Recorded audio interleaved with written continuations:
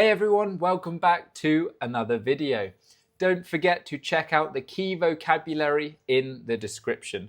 Some words and phrases will appear in the color yellow, and those words and phrases will have definitions down below. So make sure you check that out and write them down if you find them useful.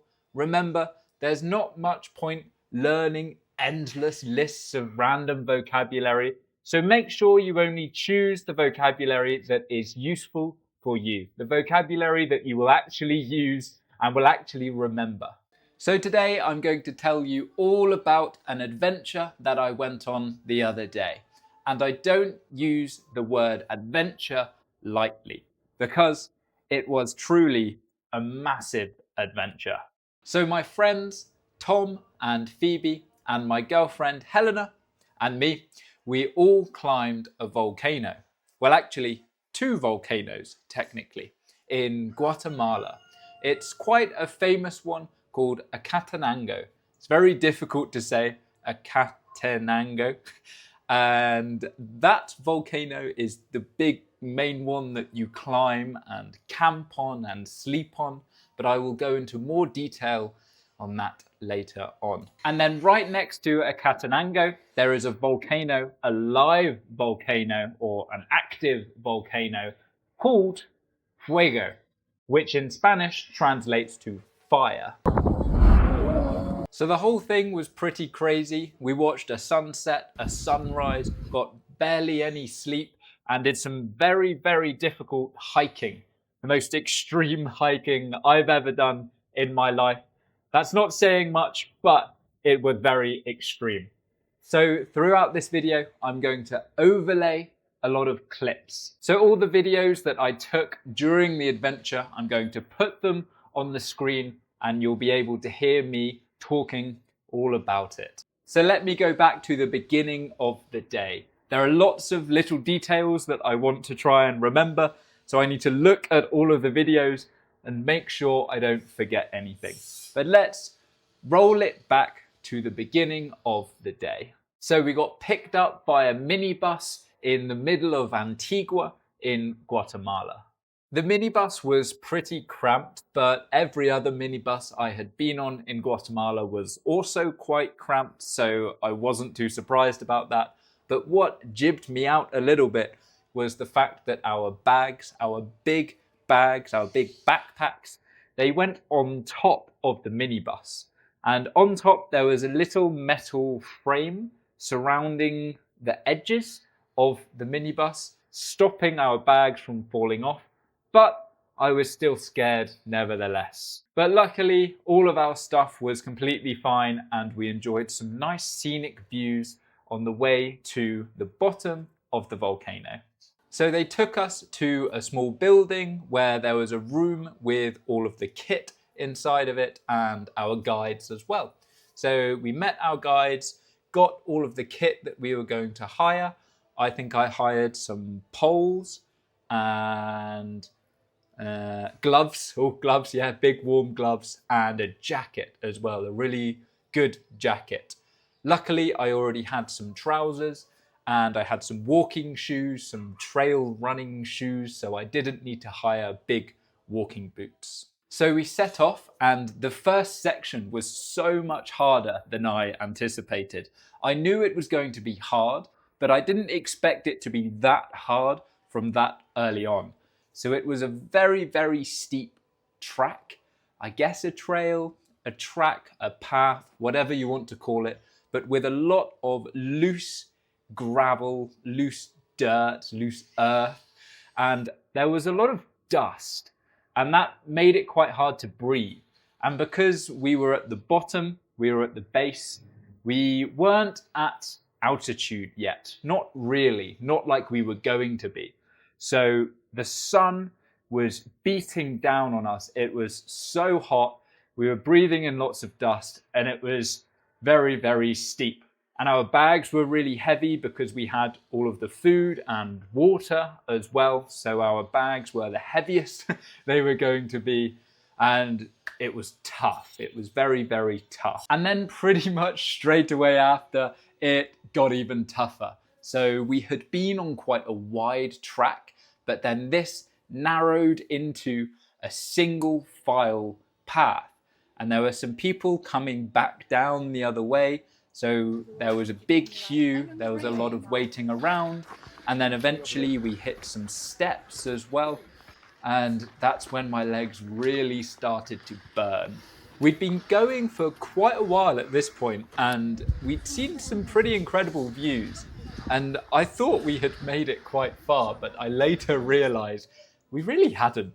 So the next section that we hit was probably the most difficult, at least in my opinion. So we escaped the sun. We were undercover. We went into the trees, in the woods, the jungle, whatever you want to call it. And it got even steeper. And the track became a little bit more solid, but it was just zigzags the whole way. So we were zigzagging our way up these very steep hills, very steep corners, and we were getting higher and higher. So it became more and more difficult to breathe, I guess. Now this section went on for a very long time, went on for literally hours. Eventually we arrived at a place where we could have lunch, so that gave us a bit of a break, we got some energy, and then everything kind of changed again. So we were off the steep zigzaggy paths, we walked along the side of the mountain a little bit before starting to head back up. Again, steep tracks, but nothing too zigzaggy. Not like before, at least, anyway. Unfortunately, on the way up, the views weren't that great. It was very, very cloudy. We were just surrounded by clouds, so we couldn't actually see anything apart from what was in front of us and immediately around us, so just some trees. So we just went up and up and up, and honestly, it was quite relentless. I was really struggling, especially the last quarter of the hike. And Tom was struggling as well. Tom had been helping Phoebe earlier on, so he was pretty knackered. I think I'm just unfit and weak, and Phoebe and Helena were storming ahead. I don't know how they had it in them.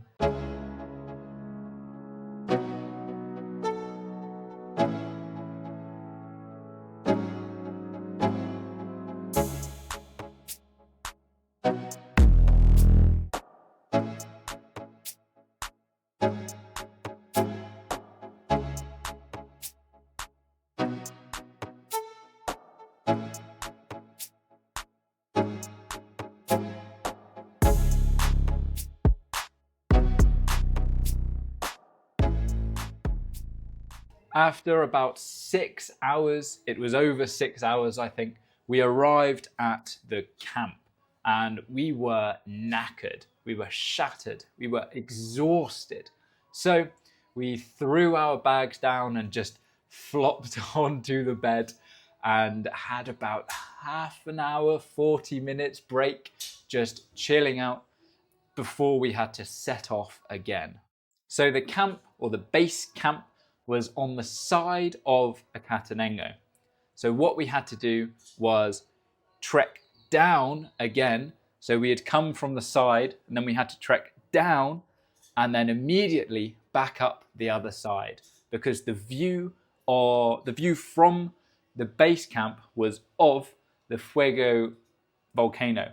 So we had to go straight down and then straight up, and that was so tough. After the day that we had, I didn't know how we were going to make it back, and it started to get dark as well. So when we arrived at the top of Fuego, the sun was already setting. So we immediately rushed to put all of our warm clothes on, get our head torches out, and do the last tiny little bit of the hike.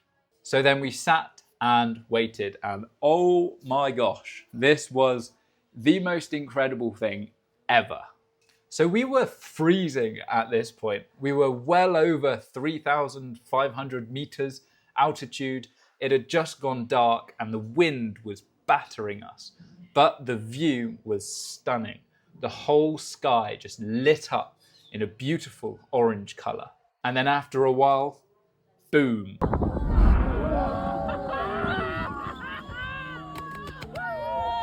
The volcano erupted, literally. And when you talk about volcanoes erupting, normally you think about a big, massive explosion that destroys everything, everything in a few miles of the volcano. But this volcano erupts a little bit, very beautifully. And when we were there, it was happening every 5 to 10 minutes. I think we only stayed at the top for 15 or 20 minutes, something like that, just watching the volcano erupt, throwing the lava into the air and watching it slide down the side of the volcano. It was incredible.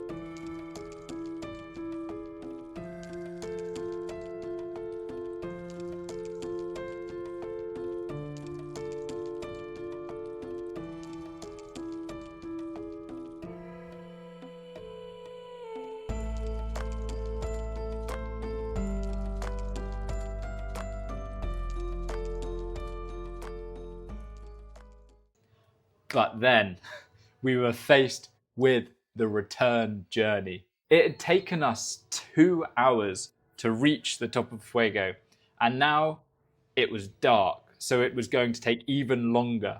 And we were so tired after 8 hours of steep hiking, so we were even more tired. And as well, there was a big long queue of people wanting to come up the mountain or the volcano as well, and we wanted to go down, so there was a lot of waiting, a lot of queues, and it was so difficult. That hike back up to base camp was nuts. It was so difficult. I think it is on par with the big swim that I did. If you haven't checked out that video yet, please do already. It was a massive personal challenge for me, and I was in a lot of pain during the swim, so that's why it was so difficult. Whereas this time with this hike, I was just so physically and mentally exhausted. I have no idea what time it was when we reached base camp, but wow, I was shattered. So we had some food quickly and went straight to bed, because at 3:30 a.m. we had to be up again. And this was so difficult, waking up. We didn't sleep very well. We were so tired. But Helena and I dragged ourselves out of bed, got ourselves ready, and joined the rest of the group because we were about to summit Acatenango. So Helena and I shared a bag, and she had to carry it pretty much the whole way up because I was just too weak. I don't know how Helena managed it, but she blew me out of the water with how fit she was compared to me. I think I need to do some more extreme hiking. So from the top of Acatenango, we watched the sunrise, which again, a lovely, stunning orange color just lit up the whole horizon, and it was amazing. And we could also see Fuego erupting as well. So a little bit of the lava, but mostly of the black ashy smoke that comes up, and that as well was also just beautiful.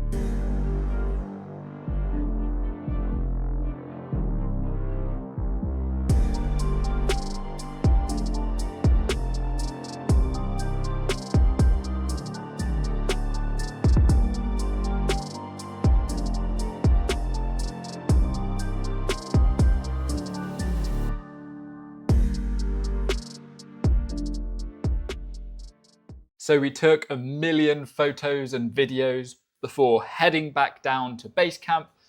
And I thought we were going to have a nice bit of time to rest and relax, but all we had time for was breakfast really, really quickly. And then immediately we had to rush to pack our bags again because we were about to start the descent. The start of the descent was amazing. We had beautiful views. The sky had cleared, there was no more cloud, and the views were stunning. And we were still pretty much at the top. We were very high on the volcano, and it was gorgeous. On the way back, we went a slightly different route to the way up, but we soon hit the zigzaggy, foresty area. Now, the most difficult thing about this was just the exhaustion. So we'd been going downhill for a very long time, so our quads and our knees were just hurting. They were aching so much, everything was so sore. And it's a very repetitive motion, just going down and down. It's a lot of strain on your body. But the worst thing for us was just the tiredness, the fatigue. It took so long to get anywhere near the bottom. And the bottom few sections out of the zigzaggy forested area were so much longer than I had remembered. And because the ground was made up of loose soil, loose earth, loose dirt, rubble, stones, whatever you want to call it, we kept slipping, we kept falling over, and it was difficult. But eventually we reached the bottom. So as you could tell from all of the videos that I overlaid, the whole thing was just stunning and beautiful. But what I think really made it such an incredible adventure was just how difficult it was. I think when you do something so challenging and you get an incredible reward for it, it gives you such an amazing feeling. Now, I like to think the same about learning English as well. It's so incredibly difficult at first, at the start of your journey. It seems like it's never going to end and you just want to give up. But then you realize and you notice that if you stick with it and you reach somewhere near the top, you can start using your English for real world things. For example, speaking to people. That is the best thing about learning a language. It's being able to use it to meet people, to speak to people, to have interesting conversations. And that's exactly why I started my English club, to give people a space to practice their speaking skills, to practice having conversations with real people. Because the hardest bit is getting over your nerves. It's very nerve-wracking, it's very scary at first. I'm not going to pretend that it's not. Even if you join my club, join the sessions, you'll probably be quite scared at first. Anyone would. I would be if I joined the same thing in another language. But it's normal. And once you practice, once you come to a few sessions, you get over that initial hurdle and everything starts to be a little bit more comfortable, a little bit easier. So the role of the club is very simple. It's very basic. I'm not promising to turn you into the perfect fluent native speaker. I'm just helping you become more confident, to get over your fear so that you can start practicing your English skills a little bit more, so that you feel like you can start a conversation without being worried about making mistakes or about what other people think of you and your English. So we have multiple speaking sessions every single week, and there's also a 7-day free trial. So if you're considering it, you're not too sure, then you can come to a load of the sessions, try it out. And if you decide it's not for you, then you can leave and it's no problem at all. So I'll leave a link to the English Confidence Club in the description. It's also in my bio as well. If you have any questions about it, feel free to message me, write a comment, anything at all. So thank you guys for watching this video. I hope you found it interesting. I hope you found it useful. Make sure you look at that vocabulary list, and I will see you guys in the next video.